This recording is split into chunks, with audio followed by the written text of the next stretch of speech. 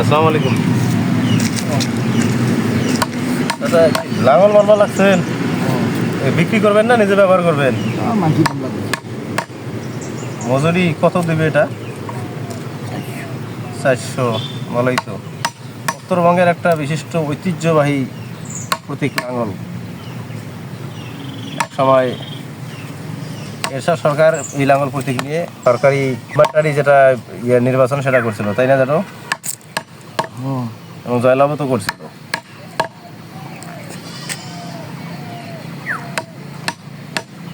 সরকার থাকিনি না, 9 বছর 9 বছর সরকার ছিল। যেটা আপনার নাম? মোহাম্মদ নাসির উদ্দিন। অনেক ভালো নাম। এখন তো এই যে ইলেকট্রিক্যাল যন্ত্র বাড়াইছে, সেগুলো দিয়ে মানুষ এগুলা তৈরি করে। আপনি এখন যে হাতের উঠাল পিটাচ্ছেন পরিশ্রম, সব জায়গাতে ইলেকট্রিক জিনিস খাটে না। এই খোদাকে এটা দিয়ে করা লাগে।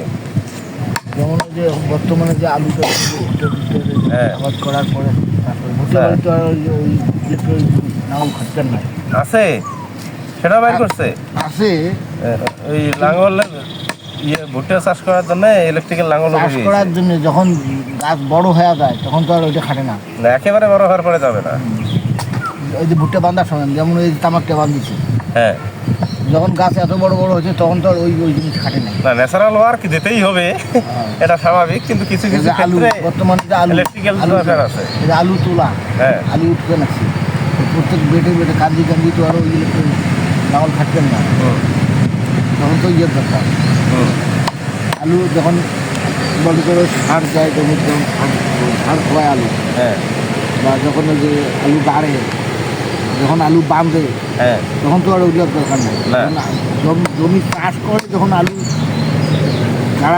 মানে যে কাজে উপযোগী সেই কাজে খাটে, বা কিছু কিছু কাজ মানুষকে করতে হয়। আপনার পড়াশোনার ব্যাপার স্যাপার কত ছিল? পড়াশোনা বাবা মেলা আগে না হতে পারে 71 সালে প্রাইমারি। আচ্ছা আচ্ছা, তাহলে তো আপনি ভালো শিক্ষিত গো। ওই সময় প্রাইমারি পাস মানে তো অনেক ব্যাপার স্যাপার। এই কাজগুলো যে করেন আপনি, যে কাঠ মিস্ত্রি কাজ, এটা সাথে কতদিন ধরে? এও মনে করো 20-25 বছর। 20-25 বছর। এটা দিয়ে সংসার চালাইছেন? খালি এটাই না, আরো বিভিন্ন কাজ। ও আচ্ছা। অবসর সময়ের মধ্যে যখন কাজ না থাকে তখন ও আচ্ছা। খালি এই কাজ দিয়ে তো জান বাঁচতেন নয়। না, অনেকের আবার পেশা এটার উপরই নির্ভর করে, ডিপেন্ড করে চলে।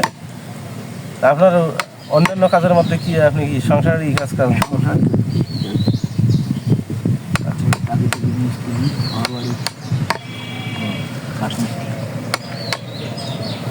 ঠিক আছে আচ্ছা, হ্যাঁ, ভালো থাকেন। বাসা কোথায় বাবা তোমার? বাসা আমাদের সলিম মার্কেট, সিঙ্গেন্ডা বিহারের পাশে।